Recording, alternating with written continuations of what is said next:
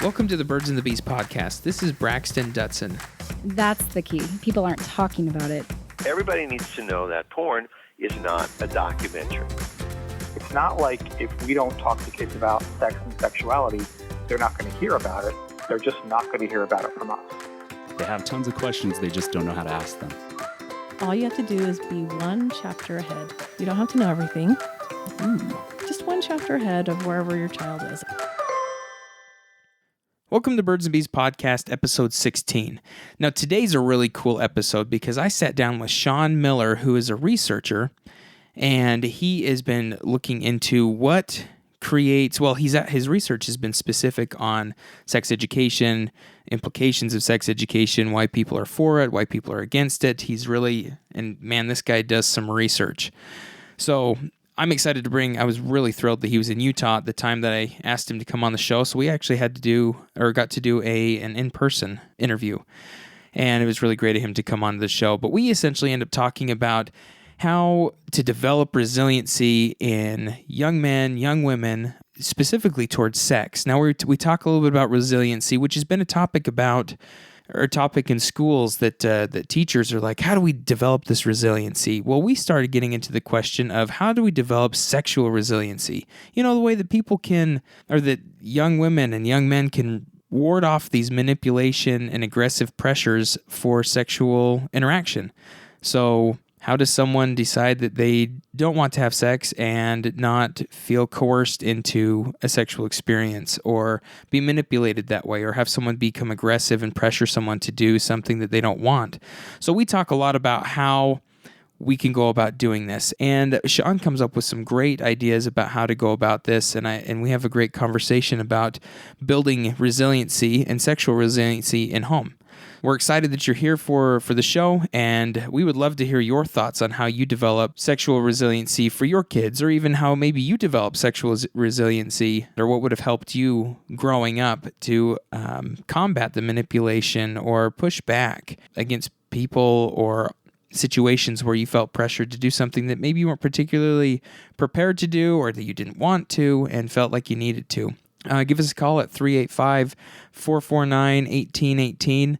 You can send us an email at birdsandbeespodcast@gmail.com, or also fastest way is going to head over to our Facebook page, facebook.com/birdsandbeespodcast, and we'd love to hear what your experience was. Also, please leave us a review at iTunes. We'd love to hear what you have to say about the podcast, and take a second to share this episode with someone that you might that you feel would benefit from hearing it, or even in the past episode. Share a past episode. We really want all this information to get out to as many people as possible so that we can start having healthy conversations about sexual health. Without further ado, this is episode 16 with Shaun Miller at Birds and Bees Podcast, how to teach kids sexual resiliency. Thanks for tuning in.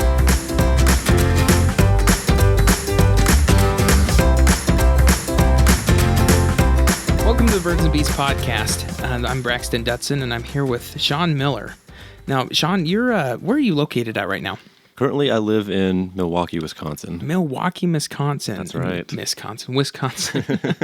And you're out there doing research. Are you in school right now? I am. I'm working on my PhD in philosophy at Marquette University, and right now I am working on my dissertation that's investigating the moral assumptions of sex education programs in the U.S.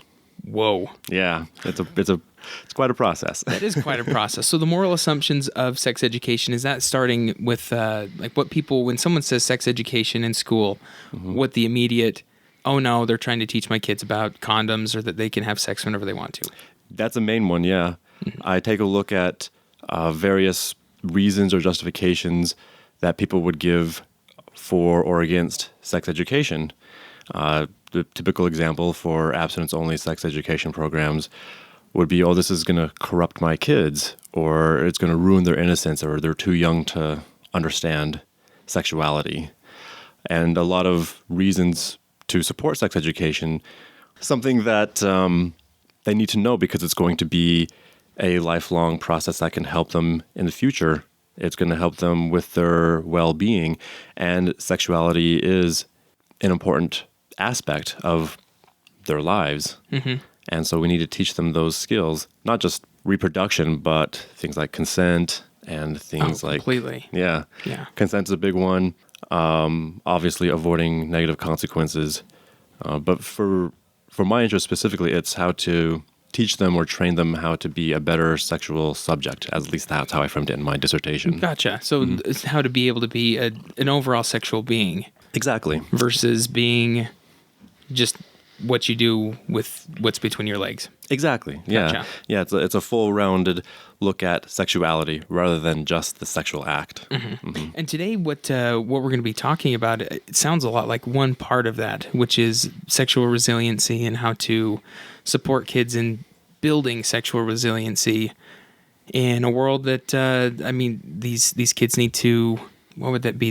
The sexual advancements of others, as well as what's my sexual orientation.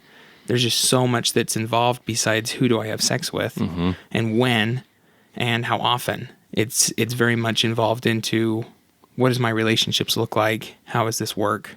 And today, that's kind of the reason why we're meeting today. You posed such a great question on Facebook that we had to have you in while you were in town. It was just a nice coincidence that I happened to be in town, so this is a perfect opportunity. Yeah. I completely agree. So as we start talking about this, we're saying resilience. Let's define resilience to a certain extent of what we're going to be talking about today. And from my understanding, resiliency, when I think of that, I think of the ability for someone to come back from an adverse experience. Is there anything you would add to that? I think that's a pretty good definition, or at least a characteristic of resiliency. The idea that if someone falls off, how do they get back up? And I don't know much more to say with that. Yeah. So when they fall, we just how we can get back up. Yeah. Versus completely losing confidence, a drive to continue moving forward, anything along those lines. Yeah. Confidence, some aspect of courage is a way to get them back up, and I think it feeds into resiliency in a way. Yeah. Completely. Yeah, I can see that. One of the things that I think used in the Facebook post when you and I were talking back and forth, but like grit, resisting pressure tactics, and manipulation, especially because there's a lot of aggressive pressure that students or teens or children might experience from peers or from older adults or anything along those lines, and so being able to resist those, we're also going to be talking about in a resilient fashion. Yeah. Exactly. With resiliency in general, it's a way to not only try to get back up when you fall off, but also how to resist any sort of, I guess, peer pressures, soft manipulations, or even hard manipulations, or anything that would be considered anything that would go against the values, I guess, the grain of what the people feel, and how to stick with their guns, so to speak. Totally. Yeah. So if they've set up a value system or their goals, we're here in Utah, so a goal you might hear from a lot of kids is that they want to stay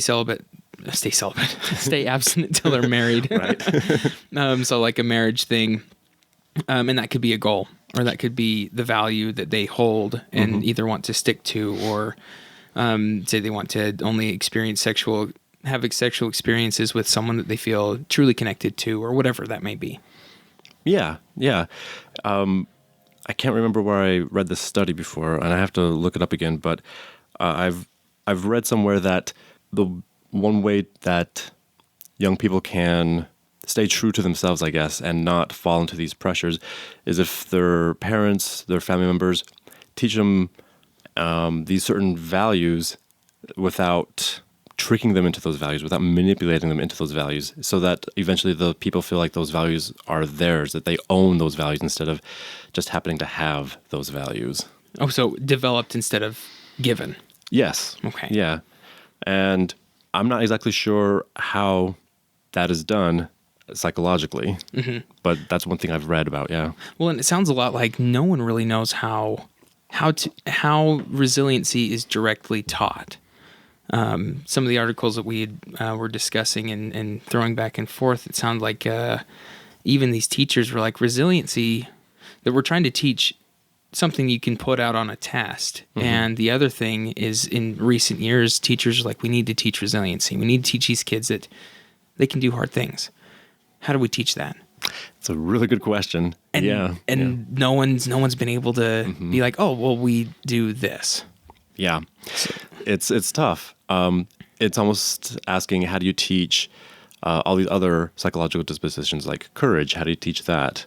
Or loyalty or temperance? How do you teach that? It's something that seems to be habituated when you're younger, and eventually it stays with you as you get older. So maybe one clue is you've got to teach that when they're really young so that it becomes habituated. But again, I have no idea how you teach things like courage or resiliency or these other dispositions. Yeah. So today with the understanding that even schools have no idea how to, they have no idea how to teach resiliency in general, overall. And we're going to try and pinpoint resiliency and sexuality. A lot of this is going to be what we've seen from different research or from what different articles have been showing us, and being able to pull from the different knowledge that we have from the research you've been that you've been having, and be able to bring up some ideas that could help, because it sounds like it starts really young. From a young age. We're not trying to teach sexual resiliency or resiliency as a teenager. This starts when we're really young. So under those bases, let's go from there. Okay. Yeah. So sexual resiliency, as we're talking about this specifically, to me, it seems like this affects everybody. We're talking about heterosexual, homosexual, bisexual, trans, and pretty much everyone along the spectrum of sexuality. I mean, this is not just a one person or a one sexual identity issue. This is everybody. Right. So as we're talking about this, it's going to be, just know that this is for everybody. And one of the things that I was curious about is that because we're not 100% sure how to, one of the articles we were talking about, it sounds like it happens in schools and at home. So speaking of at home, what might be some starter things? Like if we're speaking of a young child and they are in, around the age of 4 or 5, and they're starting to be able to remember, what might be some things that we would start teaching at that age to build resiliency in general, and how can we bring that to a sexual experience?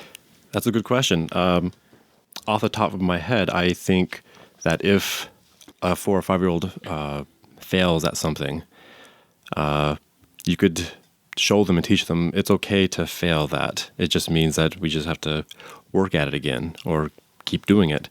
Now, I have no idea if the young person will take that advice and say, okay, then yeah, I just need to get back up, or if that will just make that person more frustrated. I don't know. I guess it depends on the kid, huh? It does, yeah. But that's just one thing I can think of, is you teach them it's okay to fail at that, and hopefully when they learn that failure isn't the ultimate end result, that you can keep going, you can more or less start over or pick up where you left off from there, then it's okay. Nice. Yeah. So teaching that failure is not the end of the world. Yes. Is a big part of that. I think also, I briefly mentioned this before, courage is a way to help build some sort of resiliency. Now that's tricky because I don't know exactly how to teach courage. You have to put them in some sort of situation that will slowly help them not overcome their fear, but recognize their fear, but still to proceed on, even in a fearful state. And you have to do it very slowly, I guess, when they're younger, and eventually they can develop that psychological disposition, and hopefully over time they can gain that habit, that disposition. Totally. One of the articles that that had come up in this from The Guardian, the title of the article is called "The Science of Resilience: How to Teach Students to Persevere." So how to teach students to persevere. So they're tackling something that's one, we don't 100% know how, but they put it down in 3 different blocks that I thought were really interesting. The first one was competence builds resilience. So teaching your kid that they can do things, that they understand or that they know. Ultimately, one of the things they were talking about was breaking big things down into smaller parts. So they gave an example of a teacher being like, hey, give your children or the children a clock and be like, how does a clock work? Mm-hmm. And then have the students be like, I don't know. Well, we got to repair it. So how do we make a clock work? And that's a big process. How does a clock work? Well, it's got arms and we can barely tell time. Right. But they go on to say that have the students just without any expectations to take the clock apart and to look at the pieces, remember where they go, remember what, or start seeing what parts are a part of this whole piece, and essentially be able to teach them to see that big things can be broken down into small pieces to create the big thing once again. Yeah, I think that's great. Instead of teaching the students, this is how you build a clock, because it just gives them the answer. And while they might have that skill, they may not have that analytical process of breaking down a clock and then bringing it back up again. Once they understand, okay, so I have to repair this clock, and they kind of tinker with it, maybe some trial and error, and then eventually figure out either some pattern or figure out a way to rebuild it. Hopefully that analytical skill that they picked up can be transferred to other skills that they may have later on in life, instead of just an answer just given to them. Totally. So being able to build a clock, giving the answer doesn't necessarily, giving the answer doesn't help with long-term teaching men to fish versus giving him a fish, I guess, is essentially what we're talking about. One thing I was curious about is how that might work with sexuality. I mean, how do we build competence in taking this part of something so big as sexuality and who you are and what you'd like to do and what your values are? Yeah, that's tough. Maybe using that clock analogy, teach them some aspects of consent, not necessarily sexual consent, but just consent in general, or teaching them how to listen to others and how to respect other people's boundaries. And then you do so in an analytical way. Instead of just straightforwardly giving them the answer, you can ask them in a philosophical way. Something like, how do you feel if someone touches your nose without you asking? Something like that. Totally. Yeah. And hopefully the child will say, well, I don't know if I would like that. And then that'll help, hopefully, make some sort of connections with the child. And then you can kind of move forward from there. And then eventually they might pick up, okay, so respect people's boundaries. And then when they go to a sexual encounter, that jump from the non-sexual example to the sexual example might make that connection. Yeah, and it sounds like repetition might be something along those lines too, where as a child, respecting that they don't want their nose touched, or even tickling or giving hugs, giving them the broad, like, okay, I'd like to have a hug from you, but you don't necessarily need to give me one. Right. That could be one way. Moving it into, as they're getting into preteens, having privacy, being able to ask for privacy and have that respected. I think that as parents, a lot of the times we start to feel as though we're in control over our children, and we get to say what happens and when it goes and what they're going to do. And if we're not careful with that, we can teach this form of, it doesn't really matter what you say, things are going to happen because I have more power over you. Which when the power dynamic comes in, that's when we start to see, as I think of this as, girls, as they are in a dating relationship, just through culturally, women are less powerful, perceived to be less powerful, and the male to be more powerful. And if that is the case, and they've been taught, through some way that that their opinions don't matter, that could be an open door to someone saying, I want to have this sexual experience with you. And it's like, well, whatever I say doesn't necessarily matter. Right. I do love him, or I'm not 100% sure, but yeah, I guess this is what we do. Yes. I'm really glad you brought up the hugging example, with teaching them that you have to hug someone because they're a relative. It, I think, teaches the child, well, I may not want to. I don't feel like I want to, but I have to. And so I'm going to go hug my aunt or my uncle. And that might eventually later on, as I get older, have this feeling within them, this is something I kind of have to do because it's maybe a social obligation or this expected thing that society brings out from you. Whereas if you teach them, if you want to hug this person, you can if you want to. And then now the child has to think, oh, so now it's up to me.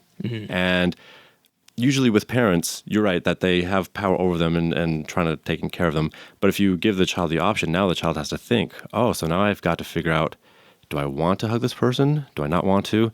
Sometimes they'll say yes, sometimes they'll say no. But hopefully that develops a sense of autonomy or agency within the child. And then as they get older, that agency strengthens. And then they can go out into the world and say, okay, now I've got this robust sense of agency. And now I can determine my life. Do I want to hug this person? Do I want to have this sexual encounter with this person? Sure, or maybe not. And that might help develop a sense of resiliency from early on, definitely. And as parents are concerned, as your child's getting older, these conversations are completely okay to have. Definitely. Yeah, definitely. Yeah, you can talk to your kids about what they do find okay. You know, you're about to go on a date. You're going to prom. Prom, we're looking at expectations completely. I only know this because one of my experiences was my first date was prom, and at the doorstep, I got a high five. And it's so funny because the doorstep for prom, or, you know, in different cultures, but at least get a kiss. It's like, oh, okay, I took you on this date. It's prom. This is a really big deal. And in other places, like it's prom, you lose your virginity. You have sex, you know, at prom, or you stay out really late, and that's the expectation. Right. That's not really taught, but that's where it is. And then it's funny because my end is like, good game, high five. But ultimately, which, I mean, being able to have those conversations with your child in saying, like, what are your expectations?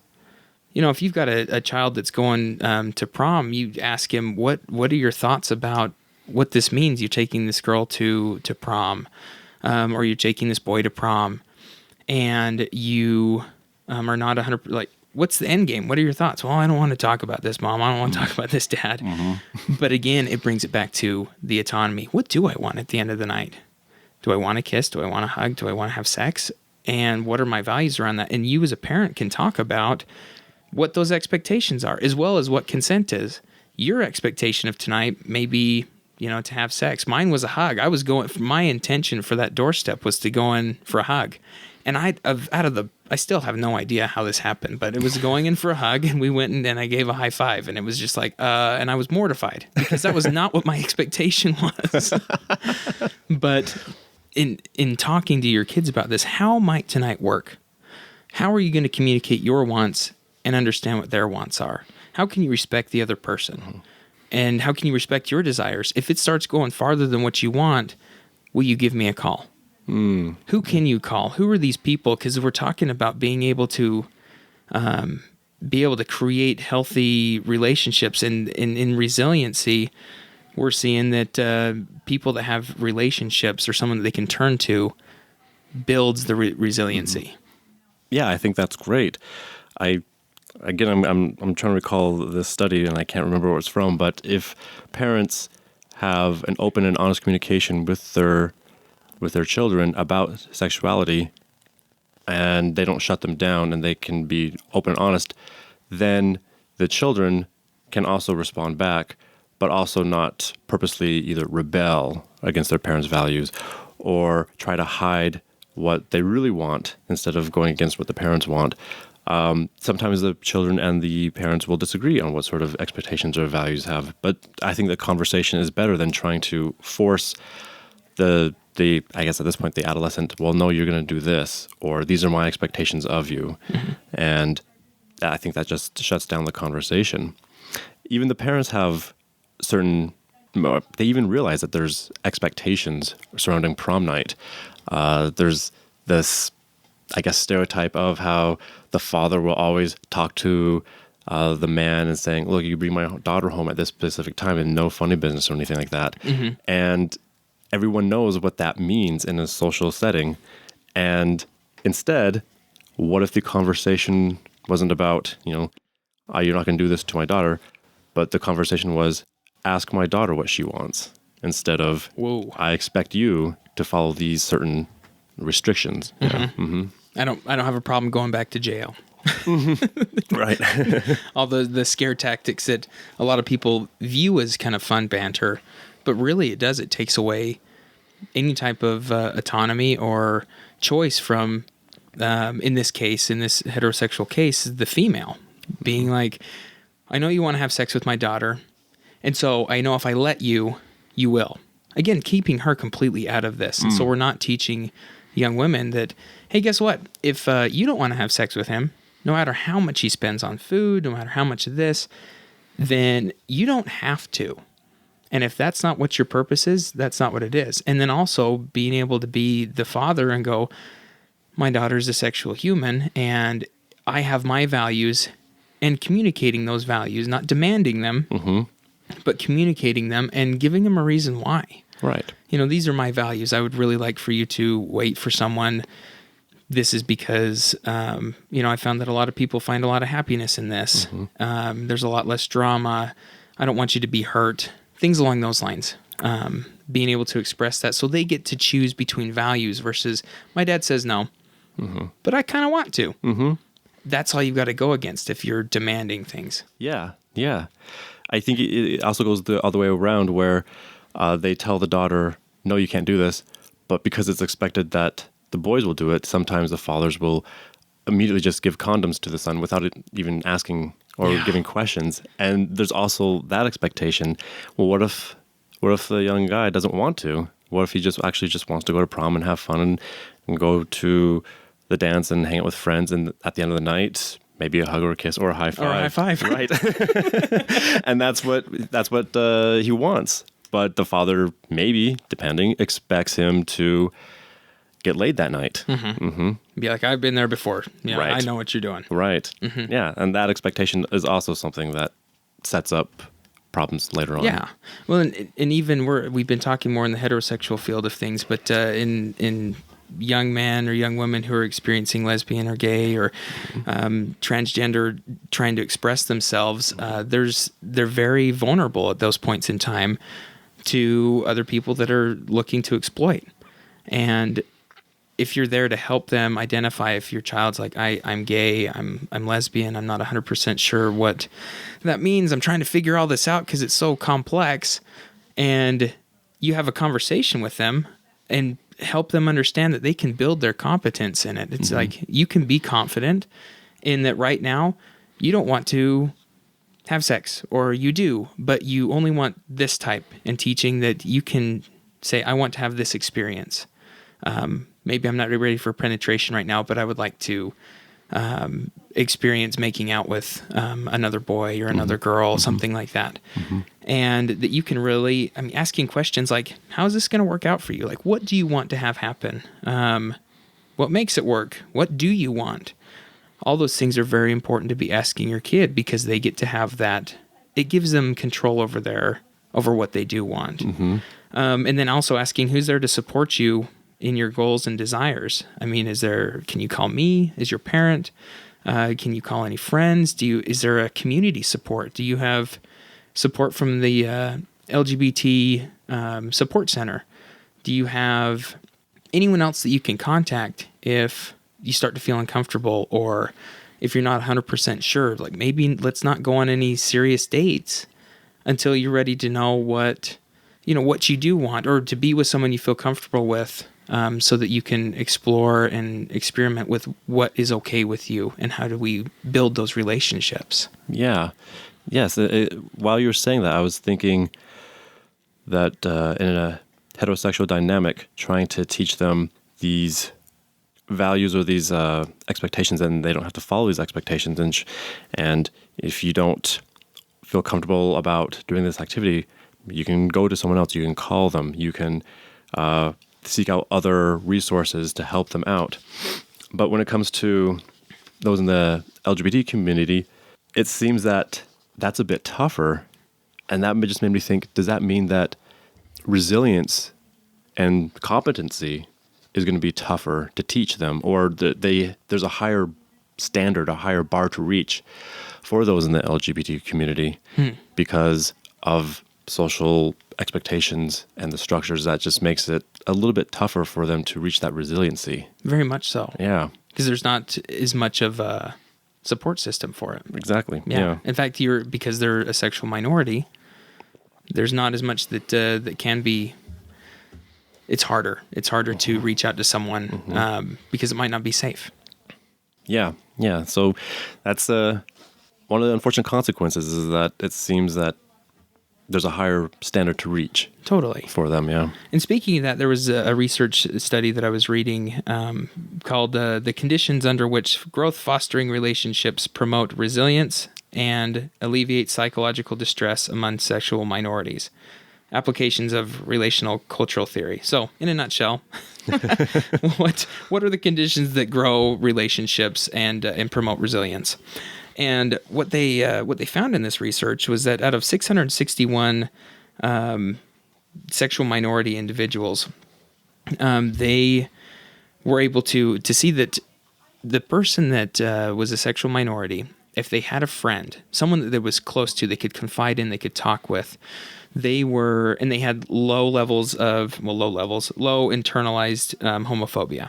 So if they essentially were not judging themselves or really hard on themselves about feeling homosexual experiences or homosexual desires, then having a close friend to them was associated with less psychological distress. So they didn't have as much psychological distress because they had a connection to somebody. Someone with higher levels of or higher experiences of internalized homophobia, they had less psychological distress when their friend was an LGBTQ friendly or an LGBTQ friend. But if they had a heterosexual friend and they had high experience with internalized homophobia, then there was a little bit more, or there was more psychological distress, probably because it was adding more to their internalized homophobia. Mm-hmm. But ultimately, what they were finding is that growth fostering relationships, so someone that is there to be like, you can make this, you can do this, like you can do what you want, and I believe in you, and I'm here for you. They had less psychological distress because they had that connection. And so I think we learned from that parents having a connection with their kids and encouraging healthy external relationships is going to help with psychological distress. If you feel like you've got to hold them back or that you've got to tell them what to do and you're not connecting with your child, it's harder for them to build resiliency because they're very based on what your goals are, what your needs are, and it's hard for them to say that they can do things. Yeah. I think that study has a good point where this internalized homophobia, especially at a high level, they might see themselves as either shameful or something that I shouldn't have. And so they might purposely, maybe even unconsciously, try to seek out heterosexual friends in order to dispel them away of these homosexual desires. Mm. And the way to show them that, or at least maybe lessen the high-intensity homophobia, is to show them that not only is there wrong with those desires, but giving them a sense of community and showing them that there's other people who support them. And I think support is a big foundation to help people in the LGBT community to give them a sense of, this is not problematic. Hopefully gaining them a sense of resiliency from there. Yeah, that comes back to Dr. David Lay saying that shame drives secrecy. Mm-hmm. And ultimately, if you feel like you're the only person experiencing anything, then there's an increased ability to feel shame, which makes you want to withdraw versus interact and react and build a community. With that, we've been talking a lot about competence, building resiliency, and being able to let your child know that they have what it takes, that they can do things, and you trusting that too. It takes a lot for parents to say, you're a child, you're a teenager, you're a preteen, and I'm going to trust that you are an adult-ish. Like, I'm going to give you some adult experiences, and I'm going to create this space for you to choose. We're not letting him go run free, but you're allowing for a space for a child to experience and work and dismantle the clock, essentially. Mm-hmm. One of the other things that this article was saying was that learning from failure can build resiliency. So allowing for failure. Now that can be super scary for both people. Yeah. One of the things that it was saying is that our brains are survival tools that make associations that bring us success and survival in the future. So ultimately, a long time ago, success meant you survived, failure meant you died. Right. Which is why failure can be so scary right now. But as for right now, failure actually increases the ability for us to receive success in the future. So I'm curious about what failures. I mean, every time I say failure and I think of sexuality and failure, a lot of people are like, our kid got pregnant or they didn't make it to marriage. We failed. And so saying like, oh, let your child fail. That's not exactly what I mean. Mm-hmm. But I mean, what are some ideas that pop into your head when it comes to having not a failure, but allowing for exploration, allowing for sexual understanding of a person within the values, I guess? Yeah. When I think of failure and then trying to get back after that failure, I think a lot of people, at least I'm assuming a lot of people, don't try to do the exact same thing because that might just lead to more failure. They recalculate and readjust and maybe even change the goal slightly in order to reach that goal. And that helps them to say, okay, so what I was aiming for is perhaps too ideal, or what I was aiming for is something that I personally couldn't do because of who I am. So I've got to step back and say, okay, so what's something that I can do? And that will help me kind of push myself towards that goal. I think a really good example is something like athletics, where if someone who's just a couch potato all of a sudden just cannot run a 4-minute mile, they need to work themselves up. And so if they say, well, I tried and I failed, what's the point? You have to work your way up to it. So maybe start with a 12-minute mile, then eventually 11 and then 10, and then work your way down. And I think failure in that sense might help everyone to say, okay, I failed at this, but that's not the end of the world. I can still move on. I just got to readjust and recalculate. Wow. So it even is encouraging, like nowhere in there did I hear you say the parent come in and tell the child what to do. Mm-hmm. But allowing for the child to be able to say like, whoa, that didn't work out. What are your thoughts? Like, what do we do now? And which encourages like, no, we're going to keep going on this. Right. But what are we going to, what can we change? How can we, we didn't make it that first time. What's a smaller goal? How can we help dismantle this clock? We're going to try and put it together. And it didn't work this first time. What could possibly be different?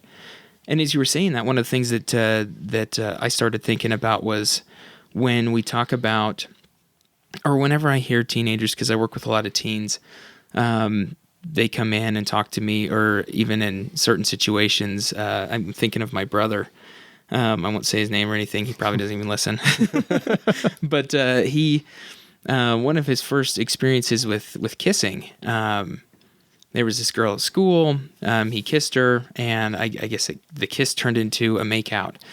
And then, even now to this day, as I bring up or as we talk about it, he'll roll his eyes and be like, "Oh, I wish I never would have done that."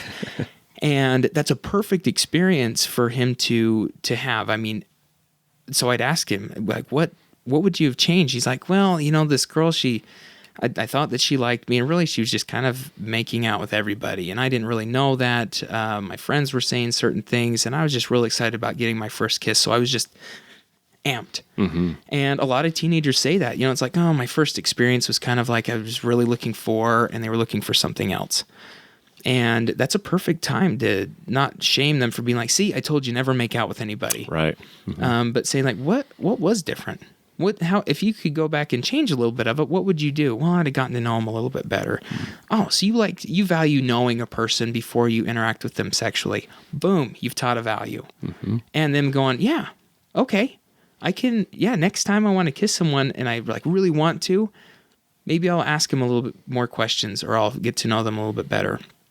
Or if they're holding hands, or if they're the makeout turns into something that's farther along, they start touching each other, or something that they start to feel uncomfortable with. We really want your child to be able to talk to you about even though it's uncomfortable at times, what happened so that they can help bounce off of that. And they need someone to be able to do that with. Because if not, they just go, I didn't like that. Better luck next time. And they don't really think too much into it. And maybe they do at times, but having someone that they can build that resiliency with is going to be paramount. Yeah, I think that's right. That whenever you have that first experience and it doesn't meet your expectations, sure, you can look back at that and say, I wish I didn't do that sort of attitude. And that's a legitimate response to it. But you can still move forward by thinking, okay, well, what did I want? Or what is something that I value? And hopefully you have a discussion with someone about this, and then it reveals to you, oh, this is what I actually value. Okay, so I should probably get to know them a bit more. Or I just wanted a kiss, not a makeout session. Or I thought that this is something that I wanted because it was expected of me at this age, but maybe I just wanted to hold hands or maybe receive a hug, and maybe kissing is further down the line. Something like that, yeah. Yeah. And for parents to be able to continue to say and honor what someone's desire is, because this is where we start getting into, especially as we're talking about teenagers, that you've got teenagers manipulating each other like crazy. You know, well, I thought you loved me. I thought this. Well, we're here alone. Like the one that bothers me the most, I think, is when boys feel that, well, I have an erection and this is your fault. Right. So like, you got to take care of this. And that's not true. 100% not true. They've been getting erections since they were, 11, 12, and they've dealt with it all the way up until they've gotten this partner. And that's not, we need to teach our kids that that you are not responsible for someone else's sexuality or discomfort in sexuality.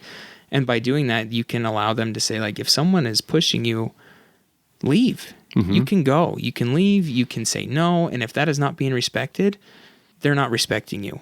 And call me. Call a friend. You don't need to have someone push you out of your comfort zone. That's not a time to play with someone that's trying to push you out of your comfort zone. We can process that later. We can talk about it, and then you can decide to go back. But if someone's calling you names, if someone is saying, I thought you loved me, those are good conversations to have with your kids too, to let them know that's manipulation. That is not love. That's coercion. Yeah, and I think that's really tough to do. Sometimes the person may not feel like they want to respond back, even though they might have that value of this doesn't feel right, or I know I shouldn't be doing this. But to call them out or to call someone else seems even scarier. Oh, yeah. Yeah. So I think I'm just going to go along with this. And it's really hard to figure out, how do you get them out of that sort of thinking? How do you break them out of that whole expectation? Because if they do call them out, good for them. They've actually held on to their values, but they might be shamed from their peers because, like, what's wrong with you? Why didn't you just follow along with that? True. I think if they have a really good community that will support that person, then calling them out will be seen as a wonderful thing instead of something that's considered shameful. So that's another thing, is trying to get the conversation started isn't just an individual to individual process. You have to have a good sense of community to know that you've got their support behind you. Most definitely. And you're bringing up and touching on a really good point, where also, if it's not a safe place, I mean, if someone's threatening you, maybe not confronting them straight up at that point in time may not be safe.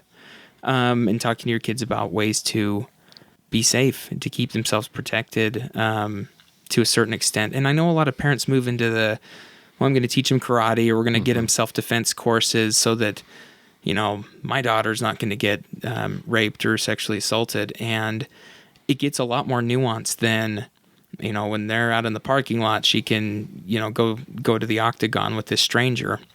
When in reality, it's people that they're close to, with their friends, their relatives, their anyone that they've got a relationship with already that is more surprised or more taking them off guard.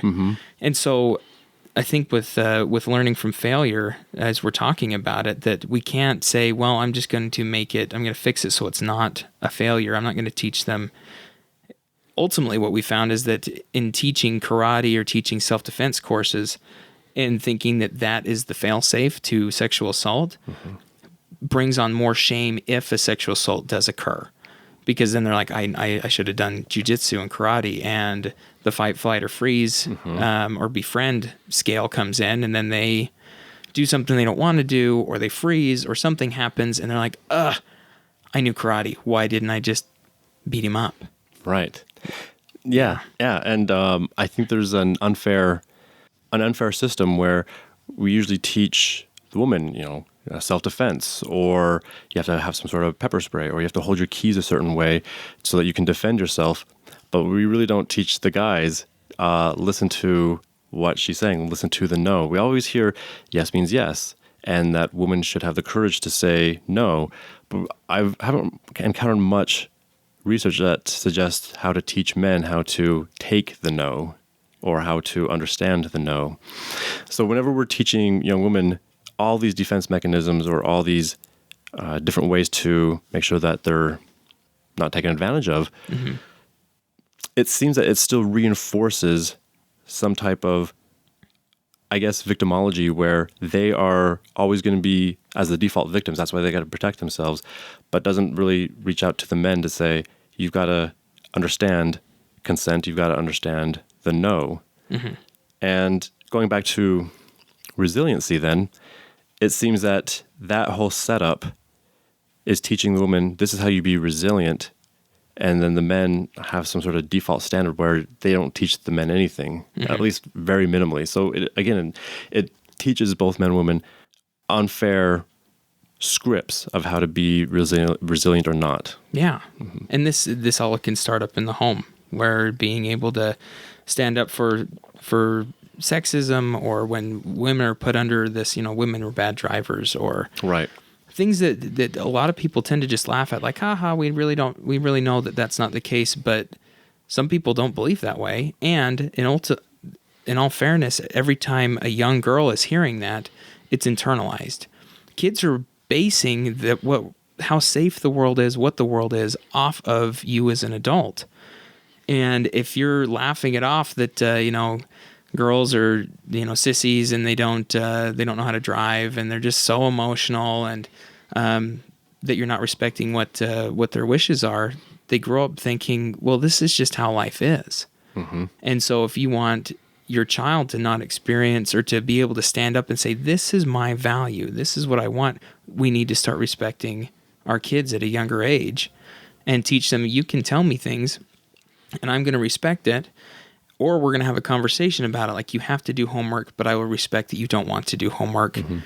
And we can figure out how we're going to work through that, and really teach them to have that conversation, versus, that's unfortunate you don't want to do your homework. Do your homework now, end of story. Right. It takes extra effort. It does. It really does. It's whenever we're trying to respect people's decisions, we typically think, well, they're children, or they're even adolescent, and so they can't really make decisions. But as soon as they turn 18, all of a sudden, boom, they have this full sense of autonomy. They can make decisions on their own. They can make choices. But that leap doesn't work. You have to slowly help them develop autonomy and how to make decisions and choices. So you really have to give them these appropriate levels of how to make choices. I think even at a young age, saying, do you want to hug your aunt and uncle or not? And that slowly helps them develop a sense of autonomy, and then you get to more complex and nuanced stuff as they get older. And over time, they'll have a sense of choice, of their own boundaries, and overall self-determination. Yeah, and I think connection is another big piece here. Is as you're an adult, you can, like what I just did, I shared an experience of me having a high five at prom, and immediately all of us that have gone to prom, you may have had an experience like, oh, that was my first door experience, or that was my first experience on a date, or this was my experience on prom. The connection that you can build just by telling a story that's benign, that's not necessarily what you're uncomfortable with, but something that you're comfortable sharing with your child. Like, oh, this was my experience. Like, yeah, when I first, kissed somebody, I was nervous. I had this, and I didn't really like that, or I did like this. And if I could go back, I would do this a little bit differently. It shows that you're not a perfect human that had a perfect kiss and that found the perfect person all at once, but there was a learning process, and that they can have their learning process too. Which kind of leads us into the third point that the article gave us, that's personal meaning builds persistence. And this was one that, even as I was reading, I was like, personal meaning builds persistence.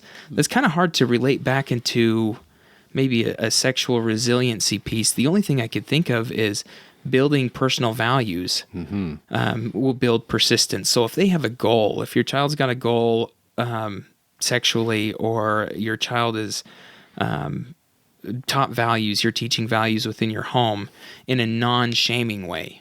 Everyone is bad that doesn't do this is a shaming tactic.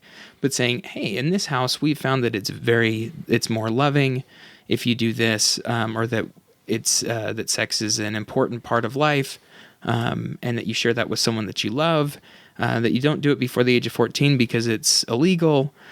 However you want to frame your values, but showing the values that you have and helping them be like, what do you think? Allowing for your child to be able to sit back and, again, do like what you say, go, what do I value? Do I value my, when we're talking about virginity, what is that? What value do I put on that? Do I put ultimate value on it? Because if we do ultimate value, that can cause shame later on, or a lot of, unfunctionality, but not to say that that's bad, but not just say, well, I value virginity, and then have the conversation end. Be like, why? What is that? Well, I want to share that with someone I love. How do you love somebody? What is that? What does that feel like? This is what it feels like to me. What does that feel like to you? And what's your plan? What do you plan on doing in dating? What do you plan on doing here? And allowing for change to happen. A 12-year-old is going to have a different perspective on love, sex, and everything than they will when they're 14 and 16 and 18 and up and all the way through life. And so this is a constantly changing concept that you can have with your child in helping them develop their value system and their goals. Yeah, when you were saying that, trying to find a meaning in what they want to do to build persistence, I was thinking about different types of relationship styles or sexual styles that are considered the minority, but the people who hold on to them really value them, but they don't want to talk about it or communicate with others because it's a minority position. So I'm thinking of people who are engaged in ethical non-monogamy or polyamory, or people who are into the BDSM community, or even maybe not so much in Utah, but in other places, waiting until you're married to have sex. Those values are something that a lot of people don't want to talk about because it's considered shameful and considered not the norm.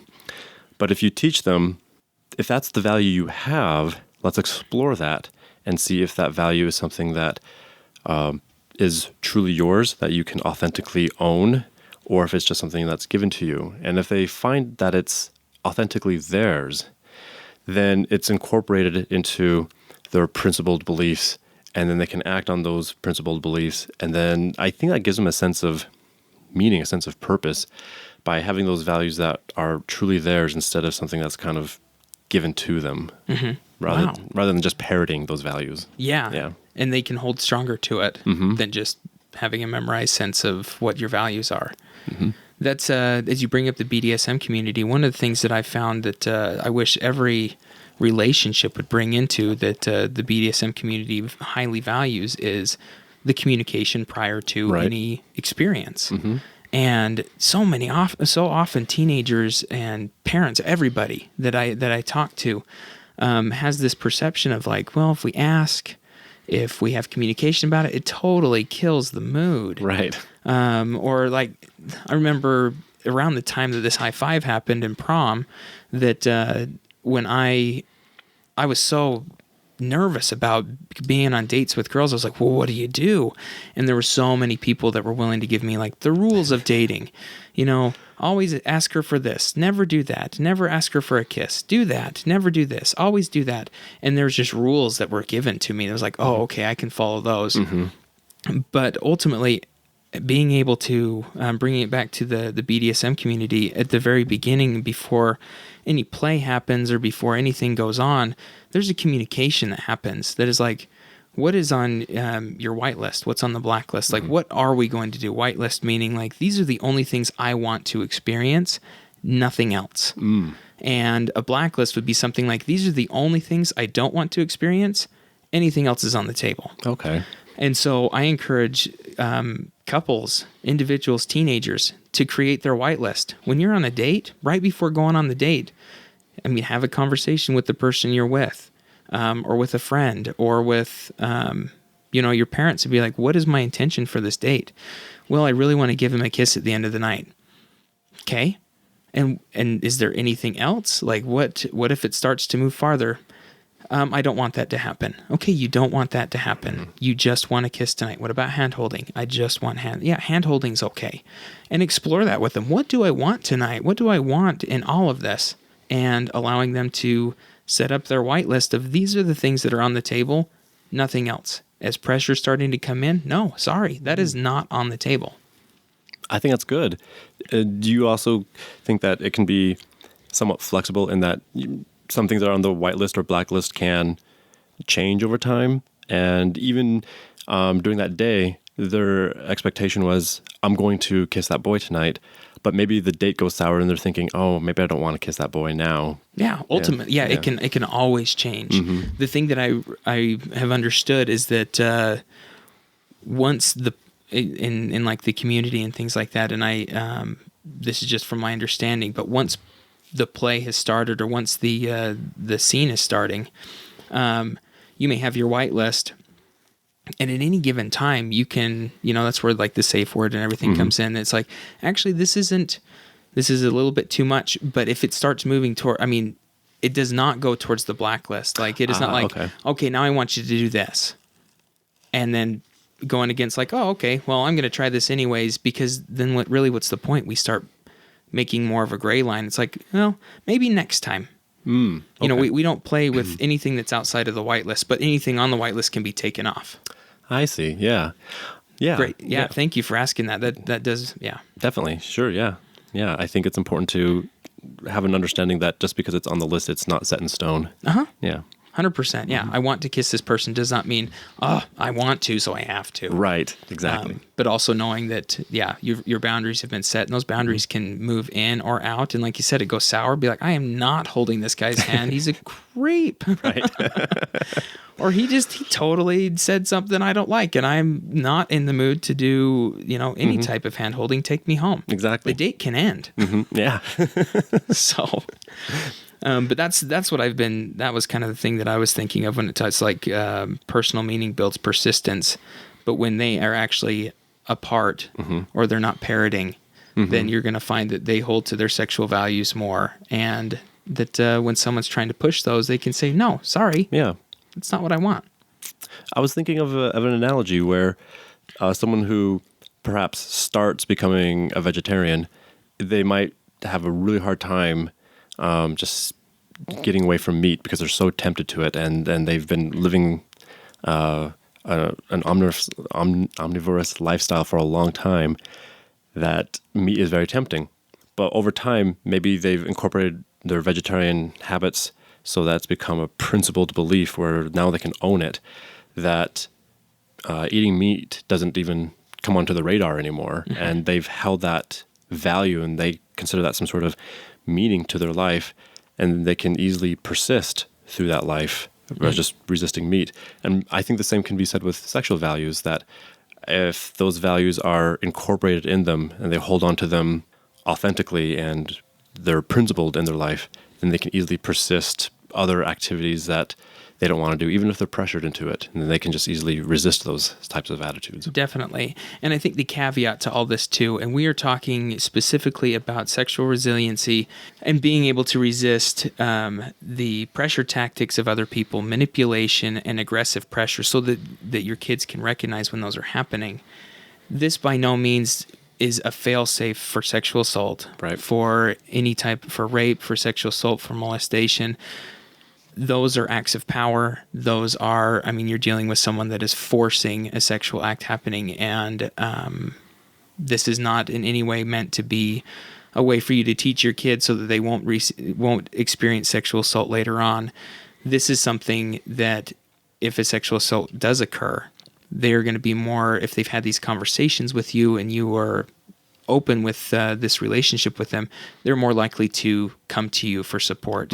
And you can get things enacted the way that they need to and give them the support that they need versus them turning inward, experiencing a lot of shame, and ultimately, hopefully, not experiencing or having a sexual experience that's not what they want, and feeling a lot of remorse or guilt for what happened, because they're able to say, you know what, I actually did choose into this, and maybe that wasn't exactly what I wanted, and now I can learn from that.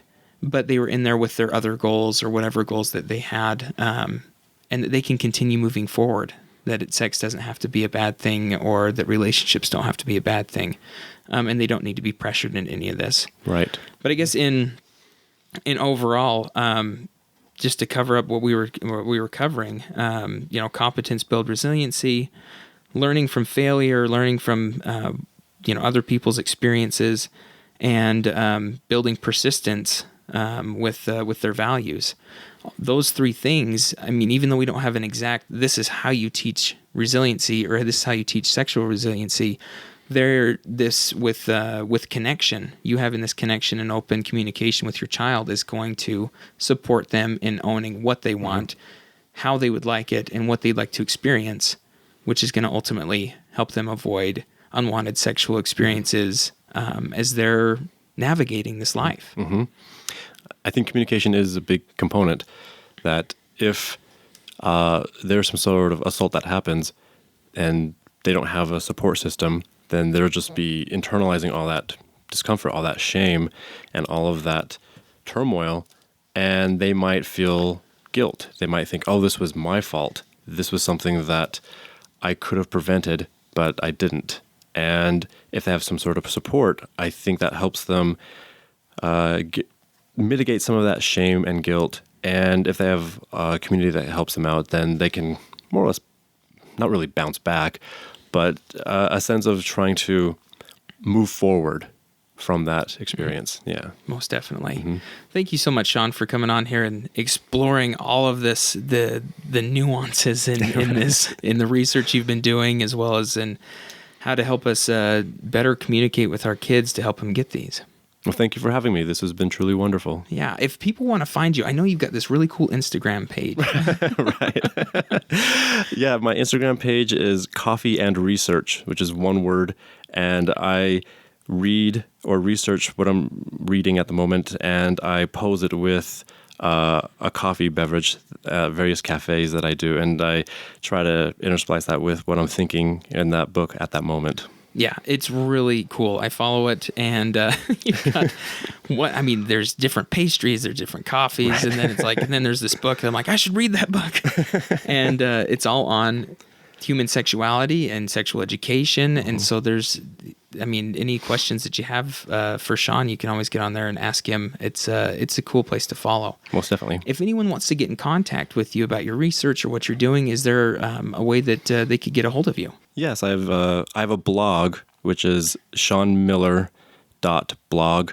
And I also have a Twitter account, which is Shaun D as in dog, Miller, which is just one word. And those are the three main things to get a hold of me: is my Twitter, my blog, and my Instagram page. Yeah, and Shaun is spelled S-H-A-U-N. That is correct, yes. Shaun Miller, M-I-L-L-E-R. Well, thank you again for coming on. We'll have to have you on as all your research comes out and your dissertation comes on. That would be great, yes. Thank